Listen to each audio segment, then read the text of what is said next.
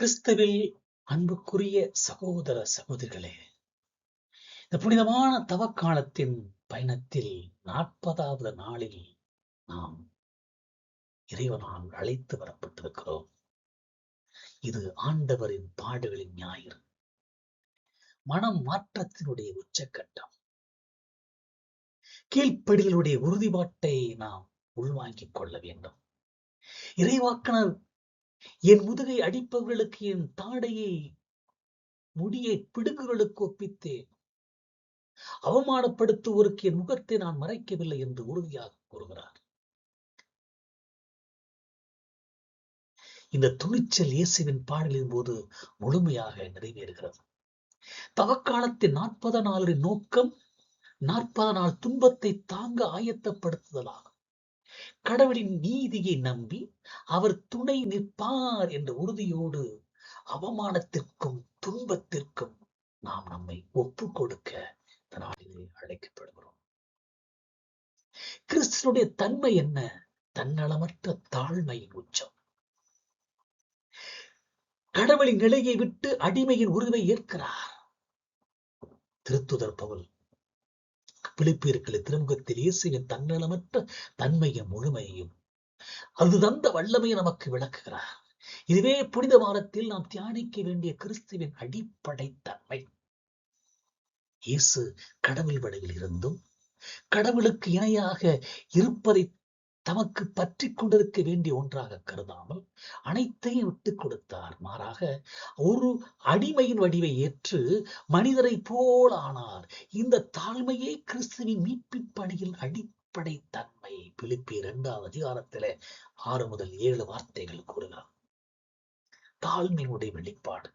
இந்த தாழ்மையின் உச்சம் சிலுவை சாவை ஏற்க வளருக்கு கீழ்ப்படிந்து தம்மையே தாழ்த்துகிறார். பிலிப்பியர் 2:8 நாம் படிக்கிறோம். இது வெறும் மரணம் அல்ல, இது சிலுவை சாவு. இது சாதாரண சாவு அல்ல, இது மீட்பின் சாவு. மீட்புக்காக தன்னை அர்ப்பணிக்க கூடிய ஒரு நிகழ்வு. அக்காலத்திலேயே மிகவும் இழிவான பயங்கரமான மரணமாக சிலுவை மரணம் கருதப்பட்டது என்பதை நாம் அறிகிறோம். பாடுகளின் ஞாயிறுடைய தன்மை என்ன? இந்த நாள் இயேசுவின் தன்னலமற்ற மரணத்துக்குரிய கீழ்ப்படிதலை ஏற்றுக்கொள்வதாகும். இந்த தாழ்மையே கடவுள் அவரை உயர்த்தி எல்லா பேர்களுக்கு மேலான பேரை வழங்க காரணமாயிற்று. இயேசுவின் பாதங்கள் வணங்கப்படுவது போல நாமும் தாழ்மையின் பாதையில் பயணிக்க அழைக்கப்படுகிறோம். இன்று தாழ்மை ஒரு ஒரு ஒரு பொருட்டாக கருதப்படுவதில்லை, ஒரு மதிப்பீடாக கருதப்படுவதில்லை அரசியல் உலகத்திலே. ஆனால் ஆண்டவர் பார்வையிலே தாழ்மை அற்புதமானது. பாடுகளின் முழுமையான விவரிப்பு தாழ்மை. துரோகம், புறக்கணிப்பு, மற்ற நிராகரிப்பு எல்லாவற்றுக்கும் எதிரான ஒரு வல்லமையை கொண்டிருப்பது தாழ்மை என்கிற மனநிலை. மத்தேயு நற்செய்தியில் வரும் இயேசுவின் பாடுகளின் முழுமையான விவரிப்பு துன்பத்தை நோக்கிய பயணத்தின் ஒவ்வொரு அம்சத்தையும் புது வாழ்வில் நிகழும் துரோகம் மற்றும் நிராகரிப்பையும் நமக்கு காட்டுகின்றது. அதிகாரத்தின் துரோகம். இயேசுவின் சீடரான யூதாசு 30 வெள்ளி காசுக்காக துரோகம் செய்தது. அதிகாரத்தில் இருப்பவர்கள் பேராசைக்காக உண்மையை தியாகம் செய்யும் பொது வாழ்வில் நிகழ்வை காட்டுகின்றது. பேதுரு பயம் காரணமாக இயேசுவை மறுதளித்து மத்தேயு நற்செய்தி 26 படிக்கிறோம். பொது வாழ்வில் உண்மை ஈர்க்க அஞ்சு மக்களின் நிலையை சுட்டி காட்டுகிறது. அதுபோலவே மக்கள் கூட்டம் இயேசுவுக்கு பதிலாக பராபாவை விடுவிக்க கூறுகிறார்கள். நீதியை இழிவாக மதிக்கும் சமூகத்தின் நிராகரிப்பை காட்டுகிறது. இயேசுவை விடுவிக்க அவர்கள் வேண்டாம் என்கிறார்கள். இயேசுவுக்கு ஆணவத்துடனும் சலசலப்புடன் தீர்ப்பு வழங்கப்பட்டது. பிலாத்து தன் அரசியல் பதவியை காத்துக்கொள்ள உண்மையை தியாகம் செய்கிறார். தண்ணீரால் கைகளை கழுவிக்கொண்டது புதுவாழ்வின் பொறுப்பை தட்டி கழிக்கும் தலைமைத்துவத்தின் அநீதியை காட்டுகிறது. இன்று நான் என்ன செய்வேன், என் வேலை இல்லை, என் பொறுப்பு அல்ல என்று தலைமையை தட்டி கழிக்கக்கூடியவர்களை நாம் பார்க்கிறோம். இந்த புனித வாரத்தின் அழைப்பு என்ன? இந்த முழு நிகழ்வும் மக்களுக்காக துன்பப்பட்ட இறைவனை உலகம் எப்படி நிராகரித்தது என்பதை சுட்டி காட்டுகிறது. நாம் இந்த வாரத்தில் நம்முடைய பொது வாழ்வில் துரோகம், அநீதி மற்றும் சுயநலத்திற்காக செய்யப்படும் பாவங்கள் ஆகிய அனைத்திற்காகவும் மனம் வருந்த நாம் அழைக்கப்படுகின்றோம். இறுதியாக அன்புக்குரியவர்களே, தாழ்மையின் பாதையில் நுழைவோம்.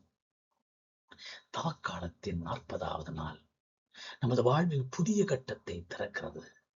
புனித வாரம். நாம் கிறிஸ்துவை போல கீழ்ப்படிதலின் பாதையில் நம்மை ஒப்புக் கொடுக்க தயாராக இருக்கிறோமா? ஏசாயா கூறியது போல நம்முடைய நாவை இறைவனுக்கு கொடுத்து துன்பத்தின் போதும் அவமானத்திற்கு முகம் கொடுக்க துணிவோமா? பவுல் எழுதியது போல அடிமையின் வடிவில் எடுத்து தாழ்மையோடு பிறருக்கு சேவை செய்ய நம்மை ஒப்புக் கொடுப்போம். ஆண்டவர் எருசலேமை நோக்கி பயணிக்கிறார். எருசலேமை நோக்கி பயணித்த அந்த ஆண்டவரை நாம் பின்பற்றியவர்களாய், மத்தேயு சொன்னது போல இயேசு கிறிஸ்துவின் பாடுகளை தியானித்து துரோகம், சுயநலம் மற்றும் நிராகரிப்பு ஆகிய நமது பாவங்களோடும் சமுதாயத்தின் பாவங்களோடு நம்மை இணைத்துக் கொண்டு மனமாற்றம் பெறுவோம். நாம் இந்த வாரத்தின் இயேசுவின் பாடுகளையும் சிலுவை சாவையும் ஆழ்ந்து தியானித்து உயிர்ப்பின் மகிழ்ச்சிக்காக நம்மை தகுதிப்படுத்துவோம். இந்த புனித வாரம் முழுவதும் கிறிஸ்துவோடு பயணிப்போம். அவருடைய கீழ்ப்படிதல் என்னும் பாதையை பின்பற்ற நாம் அனைவரும் உறுதியேற்போம். அவரிலே நாம் இணைந்து பயணித்து அந்த உயிர்ப்பின் மகிமையை நோக்கி செல்வோம்.